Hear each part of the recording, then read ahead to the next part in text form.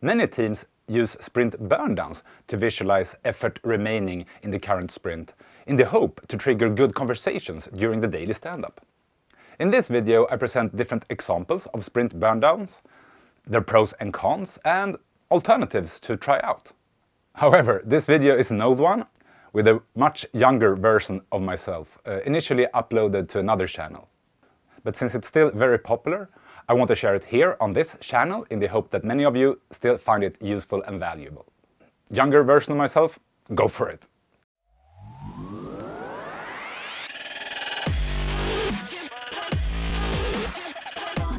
Today I want to talk about sprint burndowns. I want to give a couple of examples of how you can, as a team, visualize your burndown and discuss the pros and cons of the different versions.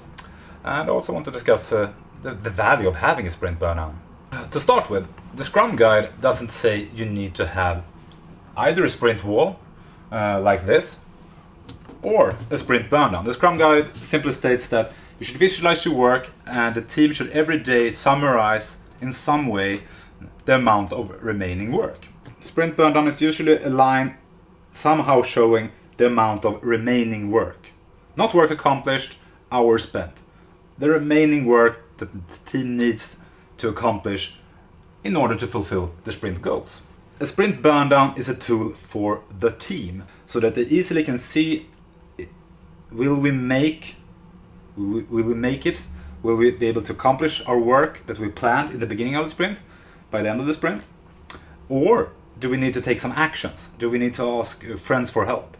Or do we need to turn to our stakeholders to alert them of changes in the plan, or, well, to manage expectations? So it's a tool for the team so that they better can have a dialogue regarding how do we best help out in order to fulfill the goals of the sprint. In Scrum's early days, it was very common that teams counted remaining work in hours. I don't know where this came from, probably a book somewhere, but it was quite common that team, during the daily stand-up, the members counted down. So it could, for example, go like this. I've been working on this the full day yesterday, and I said it was 8 hours remaining yesterday, but I'm not done, and I still think there's 4 hours more time left. And another person said that they were done with that, and so on. So they kept updating the remaining hours for each task. And a graph like that becomes very granular and smooth, and yeah, it could look like this. For example, it's the last day of the sprint, 1 day left to go, and according to the burndown, we might have the illusion of us doing pretty well. But there's two problems with this, two reasons I think not many teams do it any longer. First, it's boring to count down hours, and it makes the team talk about the wrong thing. They talk about hours spent, not the work remaining. But this might be an illusion, right? It seems like we're almost done. It's 1 day left, not that many hours.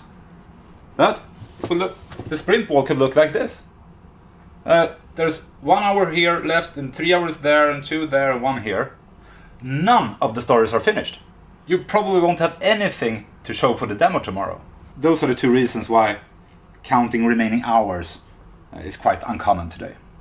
A radically different approach is a team that only awards themselves for totally fulfilled stories. For example, they might have estimated this story to 13 points, that one to 5 story points, 8 story points, and 3 story points. So the burndown will be quite jagged in this case.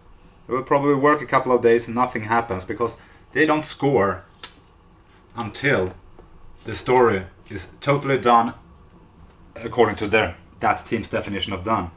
And it goes like this, and then poof, 13 story points in a bang.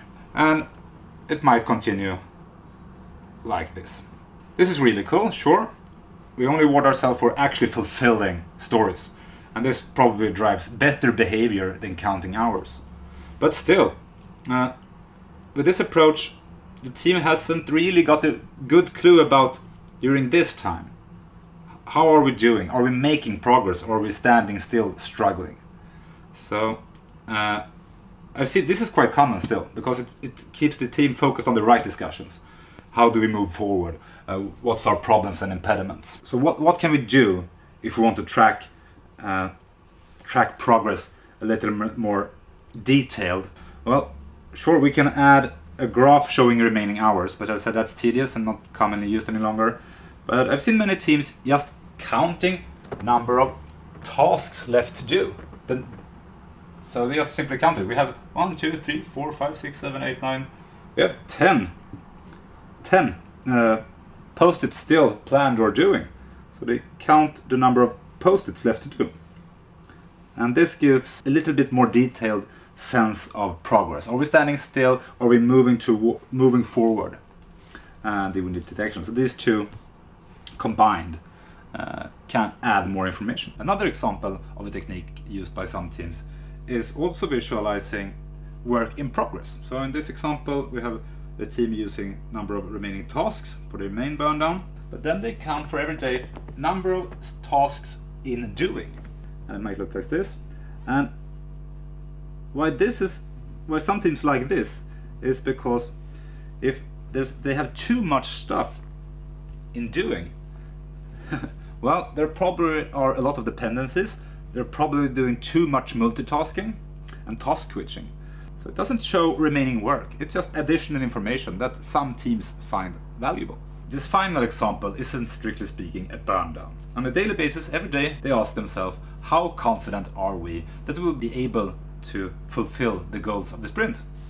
So every day they do a voting by the fist of 5, and the average is summed up. 5 would mean no worries, we will make it, nothing can stop us. A 3 would mean maybe, kind of risky, we might make it. And a 1 would mean no way. I guess you want to be above maybe to feel confident. So as long as it's up around here, it's good. But if it starts declining, well, then you as a team obviously need to have a chat regarding possible actions or stakeholder expectation management. So yeah, it's not strictly burn down, but it's a tool for dialogue to discuss how do we reach our goals. So yeah, that was a couple of examples. Which you choose is of course up to you and your team, whatever works for you. The purpose is to somehow show the progress you are making. Let me stop there. You might argue that you don't need a burn down at all, because if you look at this wall, well, the team could argue, yes, we have our progress visualized here. Where if you just, by briefly looking at this, you get the sense of progress. How much is done, how much is left. And some teams actually don't use burn downs at all. They take a step back and look at the bigger picture and ask themselves, will we make it? So, yeah, it's up to the team. As I said, it's a tool for the team. Whatever works for you and spurs good dialogue. I want to wrap up this episode with a quiz. I have drawn 3 examples of possible sprint burn downs. It's the final day of the sprint. The sprint are having their sprint review, and then end up with one of these. And the quiz is, my question to you, what do you think is going on in the sprint? Why is the burn down increasing here and suddenly dropping over here? What's going on here? And what's the story of this sprint that even ended like this? And so what's going on, and what possible decisions and actions did the team take? What's your take on the quiz? The 3 different burn downs in the end. What's going on? What did the team do or didn't do for the burn downs to end up the way they were presented? Please share and leave your comments below. I hope you enjoyed this video, even though the audio could have been better. And I hope that the younger version of myself had good enough English to make himself understood. I will share more old favorites of mine in the future, so make sure to subscribe so you don't miss any of them. And with that said, explore, have fun, and be safe.